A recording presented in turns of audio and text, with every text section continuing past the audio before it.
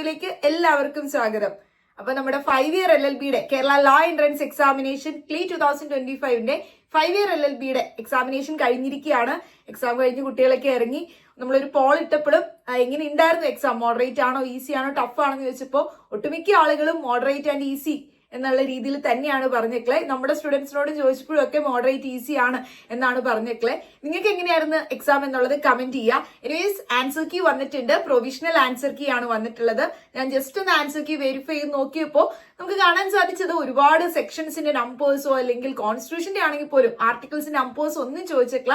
ഒരു ജനറൽ ലെവലിലുള്ള question paper തന്നെയായിരുന്നു. അതായത് നിങ്ങൾക്ക് ഒരു ബേസിക് ആയിട്ടുള്ള രീതിയിൽ ഒരു ഐഡിയ ഒക്കെ വെച്ചിട്ട് പഠിച്ചിട്ട് പോയിട്ടുള്ളവർക്ക് എഴുതാൻ പറ്റും. ഒരുപാട് കഷ്ടപ്പെട്ട് സെക്ഷൻ നമ്പേഴ്സും ആർട്ടിക്കിൾസും ഒക്കെ പഠിച്ചവർക്ക് ചിലപ്പോൾ വിഷമായി കാണും, കാരണം അത്രയൊന്നും വന്നില്ലല്ലോ കേസിന്റെ പേരുകളൊക്കെ നോക്കി വെച്ചവർക്കൊക്കെ. പക്ഷെ കുഴപ്പമില്ല, പെട്ടെന്ന് ഇട്ട എക്സാം ആയതുകൊണ്ടായിരിക്കും ആ ഒരു രീതിയിൽ ഒരുപാട് സെക്ഷൻസ് നമ്പേഴ്സ് അല്ലെങ്കിൽ BNSE ഒന്നും അങ്ങനെ അധികം ക്വസ്റ്റ്യൻസ് ഒന്നും വന്നിട്ടില്ല, ആ ഒരു ഏരിയ ഒന്നും ഇല്ല. അപ്പോ അതൊക്കെ ഈ ഒരു സാധാരണഗതിയിൽ നടക്കുന്നതിനേക്കാൾ എക്സാം നേരത്തെ നടന്നതുകൊണ്ടായിരിക്കാം അതിൽ നിന്നൊന്നും ക്വസ്റ്റ്യൻസ് പ്രതീക്ഷിക്കാഞ്ഞ്. പിള്ളേരൊക്കെ അത് പഠിച്ചിട്ട് പോയിട്ടുണ്ടായിരുന്നു. BNS ഒക്കെ BNSന് ഇമ്പോർട്ടൻസ് കൊടുക്കാനും ഞാൻ പറഞ്ഞിട്ടുണ്ടായിരുന്നു. അപ്പൊ അതൊക്കെ പഠിച്ചിട്ട് പോയിട്ട് അത് വരാഞ്ഞുകൊണ്ട് വിഷമായിട്ടുണ്ടാവാം. പക്ഷെ കുഴപ്പമില്ല, നിങ്ങൾക്ക് എല്ലാവർക്കും നല്ല രീതിയിൽ അറ്റൻഡ് ചെയ്യാൻ പറ്റിയ എക്സാം എന്ന് ഞാൻ വിചാരിക്കുന്നു. അപ്പൊ ആൻസർ കീ വന്നിട്ടുണ്ട്. അപ്പൊ ആൻസർ കീ നിങ്ങൾക്ക് ഒന്ന് വെരിഫൈ ചെയ്ത് നോക്കാം എങ്ങനെയാണ് നിങ്ങളുടെ ആൻസേഴ്സ് ഒക്കെ കറക്റ്റ് ആണോ എന്ന്. നിങ്ങൾ പിന്നെ എത്ര നെഗറ്റീവ് മാർക്ക് ഒക്കെ വരുത്തി എന്നൊക്കെ ഉള്ളത് ഒന്ന് ജസ്റ്റ് കാൽക്കുലേറ്റ് ചെയ്തിട്ട് നിങ്ങൾക്ക് എത്രയുണ്ട് ഏറെക്കുറെയുള്ള മാർക്ക് എന്നൊന്ന് ജസ്റ്റ് കമന്റ് ചെയ്യുക കേട്ടോ.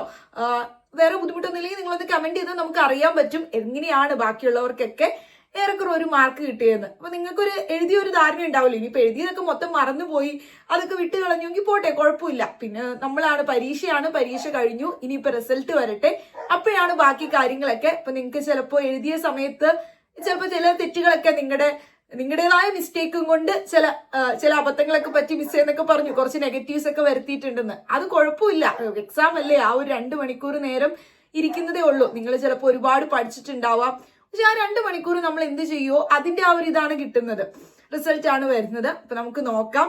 എന്തായാലും നിങ്ങൾക്ക് എല്ലാവർക്കും നല്ല മാർക്ക് തന്നെ കിട്ടും. അപ്പൊ പ്രൊവിഷണൽ ആൻസർ കീ വന്നിട്ടുണ്ട്. അപ്പൊ ആൻസർ കീ ഞാൻ ടെലിഗ്രാം ചാനലിൽ ഷെയർ ചെയ്തിട്ടുണ്ട്, നിങ്ങൾക്ക് അത് ചെക്ക് ചെയ്യാം. സിയുടെ വെബ്സൈറ്റ് വഴിയായിട്ടും നിങ്ങൾക്ക് അത് ഡൗൺലോഡ് ചെയ്യാനായിട്ട് സാധിക്കുന്നതാണ്.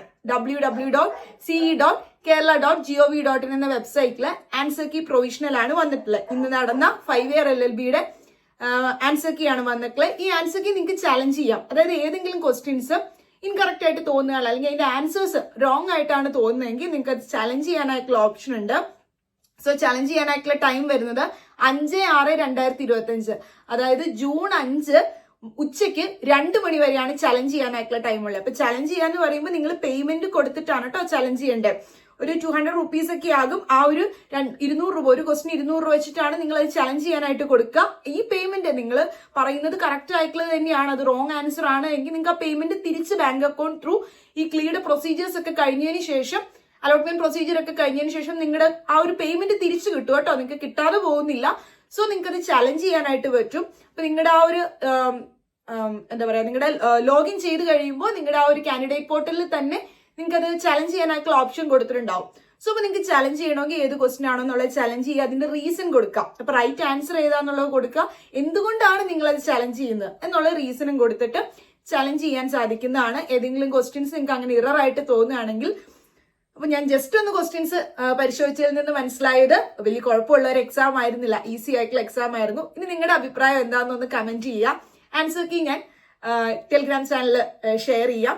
സോ ഇനി ഫൈനൽ ആൻസർ കീ വരും ചലഞ്ചിനൊക്കെ ശേഷം, 5-ാം തീയതിക്ക് ശേഷം അടുത്ത ഫൈനൽ ആൻസർ കീ വരും. എന്നിട്ടാണ് റാങ്ക് ലിസ്റ്റ് ഒക്കെ വരുന്നത്.